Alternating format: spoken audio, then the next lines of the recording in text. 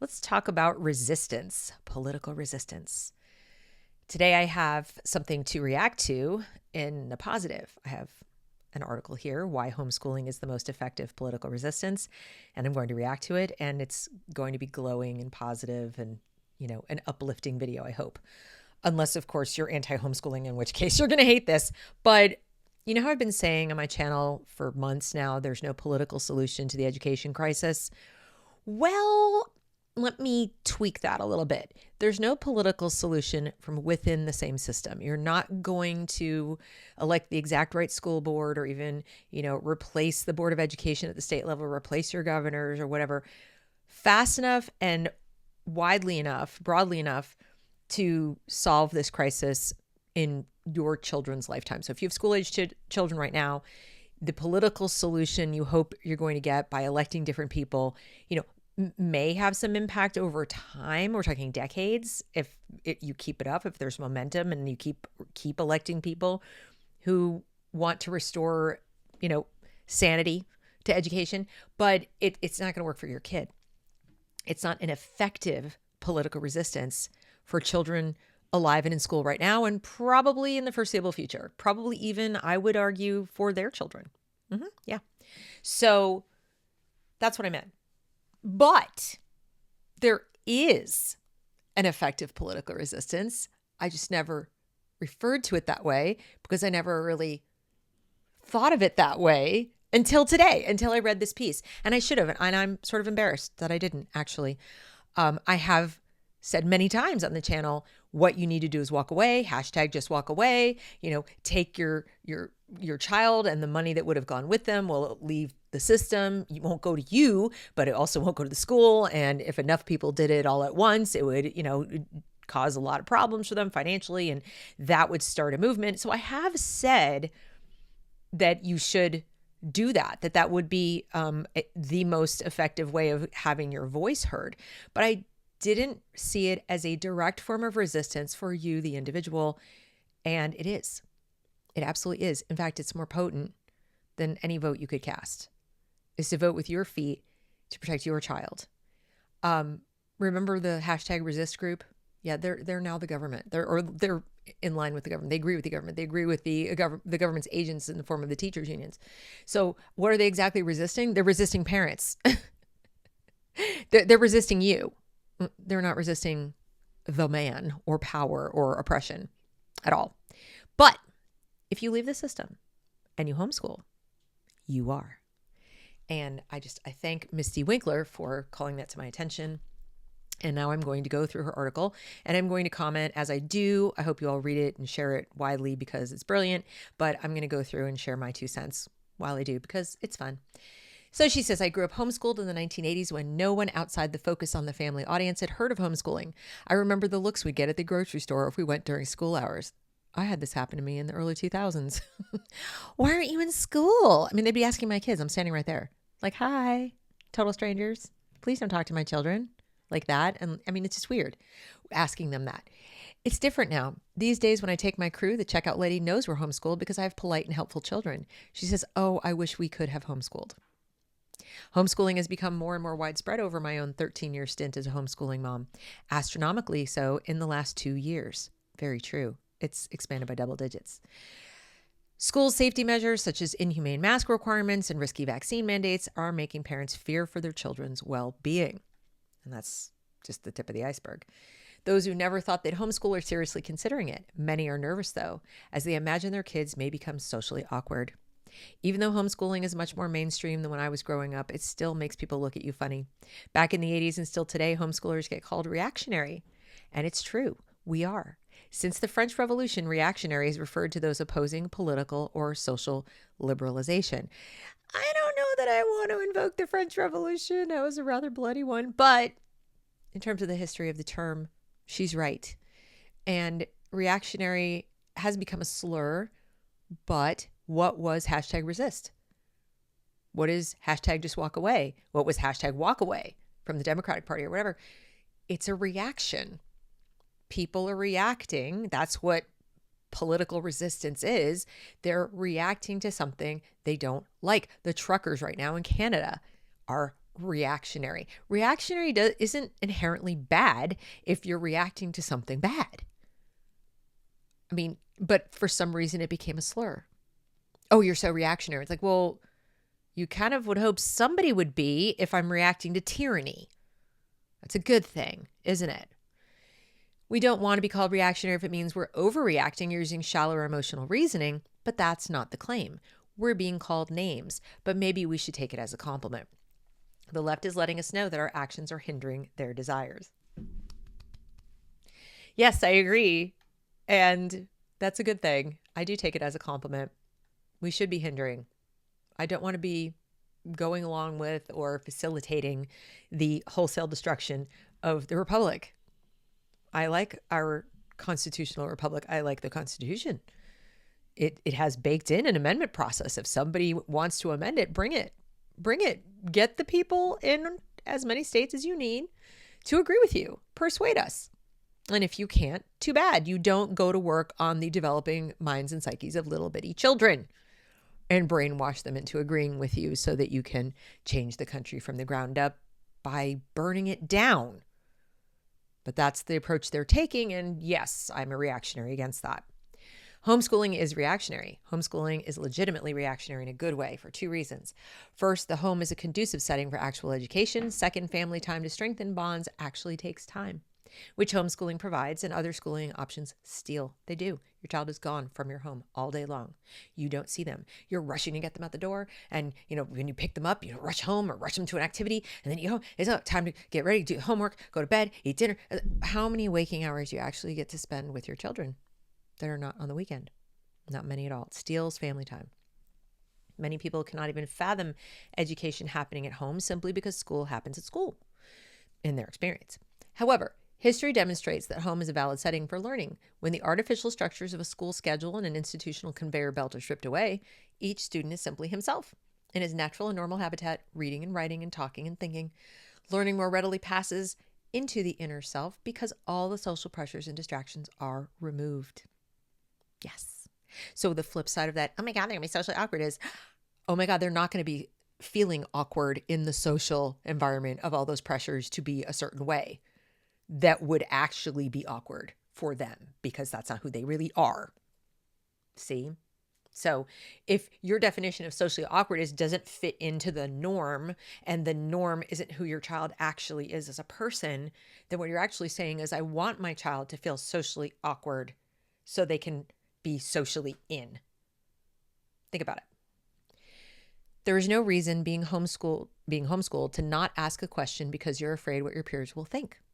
There's likewise no reason not to connect subjects and think about issues as interrelated because it's all happening in the same space and at irregular times, not in compartments and classrooms that never intersect. Yes, there's no such thing as like out of context. So if you're sitting there in English class and suddenly it makes you think of something that you learned in history class, you can actually blurt that out in homeschool because it's not a separate class.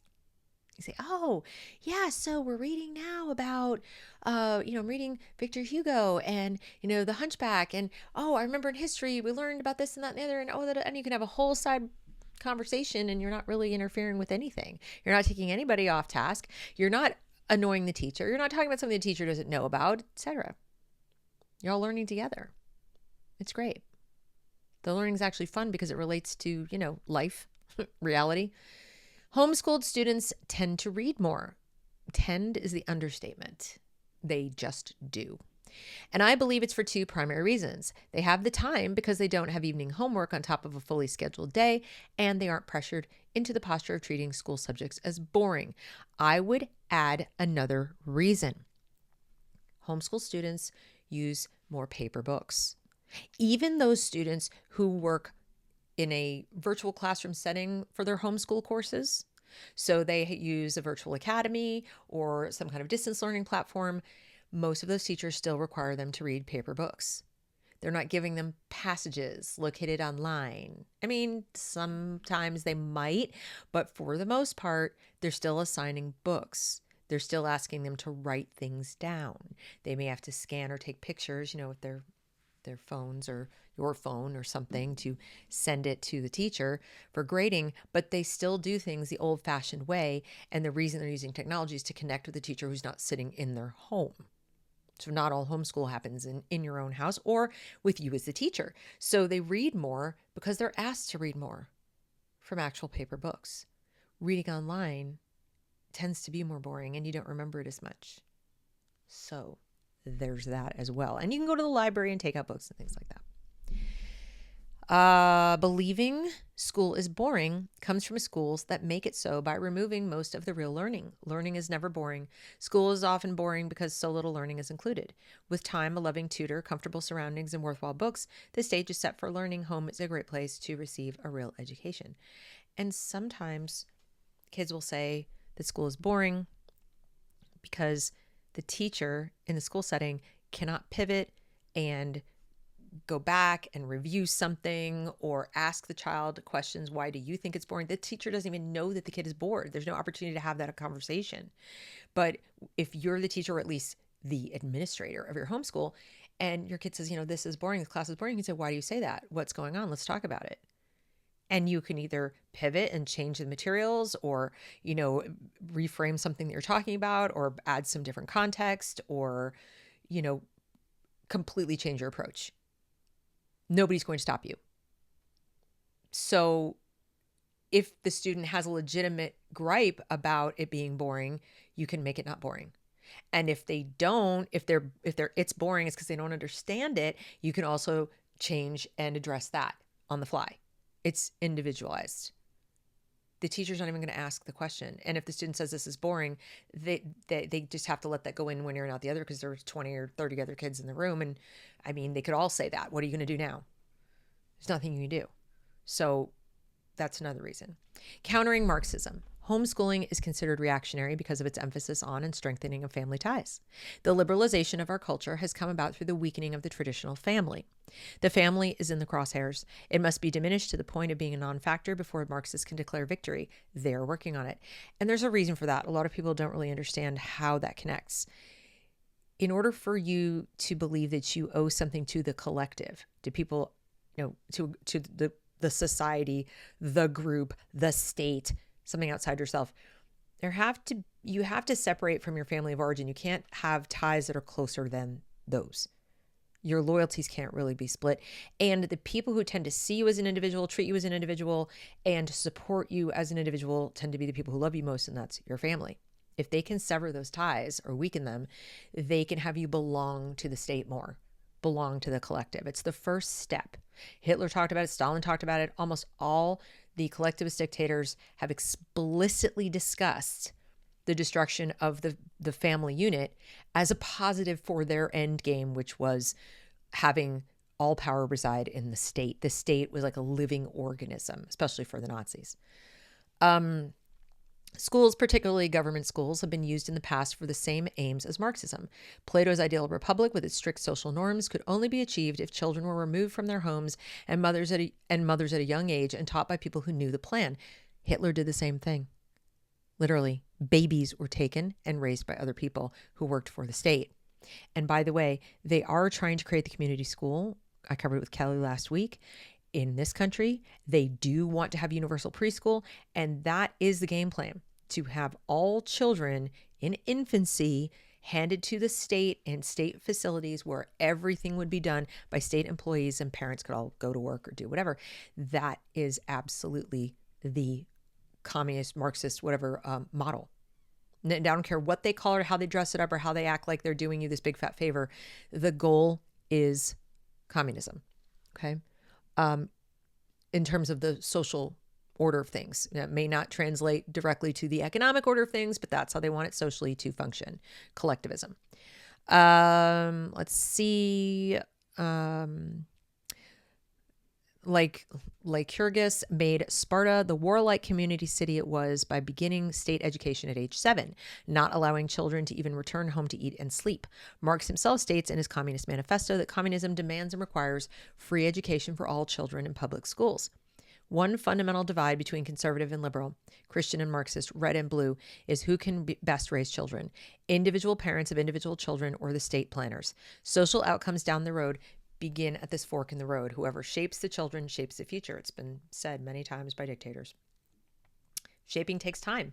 1 hour in the evening around the dinner table, and how many even get that, and a few minutes in the car each day is not enough to undo the influence of 6 or more hours at school. Homeschooling brings the influence and responsibility back to the home and the parents where it belongs. Homeschooling gives the family time together again. It absolutely does. And as I said, even if you have your kids in a co-op, even if your kids are in an online academy and you're working from home, or you're even working and you have a hand-selected caregiver who is supervising, your connection to their learning and your involvement in them and your ability to have conversations with them about what they're doing is dramatically improved. So if you're hearing this and saying, I can't maintain that perfect thing where I'm the teacher and I'm there with them every hour of the day, I've got to go to work, it's still better. It's still better because you will have chosen all the people who come into contact with their child. Really handpick them. All right. So they can be people who share your values and act as much more of a surrogate you. Could be a grandparent, could be an aunt or uncle, could be a cousin, could be just your handpicked babysitter from your church or your social group or whatever. You could take turns where, because of your work, some days it's you for your friends' kids and another day it's them for your kids. The point is your chance of having your kids get the total picture of your values plus a better education are just 100% better. All right. Creating independence. So by its very nature, homeschooling opposes the Marxist agenda. It values, recognizes, and increases the family bond. It refuses to give the bulk of our children's waking hours to the state. It maintains personal freedom with students who integrate learning into their whole being and whole day organically, rather than walking lockstep with a crowd to the dictates of a teacher, or worse yet, of a test. Life and learning are not two things in the world of a homeschooler. They're intertwined. Yes, they are. And all kinds of life lessons you can learn too. You can go out, go do help with the shopping, help with the cleaning, help with the laundry, learn all those life skills, etc. You can even get a job when you're a teenager during the day. Homeschooled kids experience learning personally and relationally, which enables them to think independently and logically. Independent and logical thinkers are not what the public schools turn out. No. Although there are teachers who try, the very system is set up to create a compulsory conformity that they call unity. Oh, and remember that socialization piece? Yeah, that's all about conformity too. Yes, homeschooling is the best way to be reactionary. It is the best way to threaten the leftist establishment. Homeschooling our children is resistance. It is more effective culturally and socially than voting or protesting. Amen. Because we as homeschoolers are gifting our world with young people who know history, math, and science, who read books for fun, who haven't been bullied into social conformity for all their formative years. Standing out.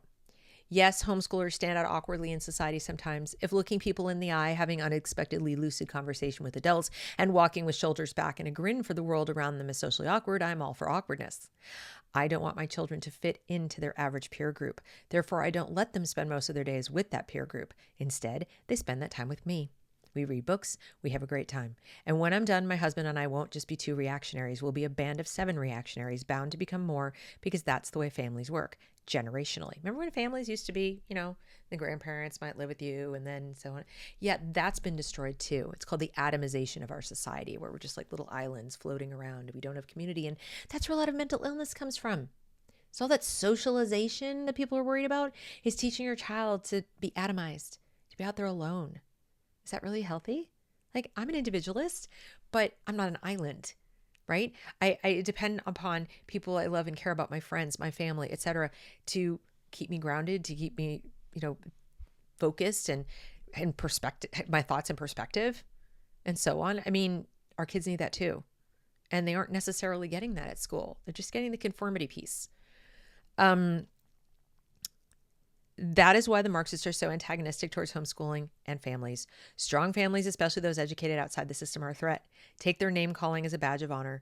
Homeschooling is a great way to make and keep your family strong, bonded over good books and independent thought. It is an effective way to be politically subversive and resistant in our Marxist age. Yes, it is. Excellent piece. She's exactly right. And as I said, no matter how you choose to do it, what your homeschooling experience might look like, if you don't want to call it homeschooling, if you want to call it educational freedom, whatever you want to call it, not just becoming, a cog in the state's education machine, is a form of political resistance. and I'm here to help you if you want to resist. You can find me in my locals community at thereasonwelearn.locals.com. You can find me on Twitter at Insomnichick. All of my contact info is below, and I hope you will consider liking this video, commenting on this video, sharing this video, and subscribing to the channel to get notified when I make more videos like this. So thanks for watching. Have a great day.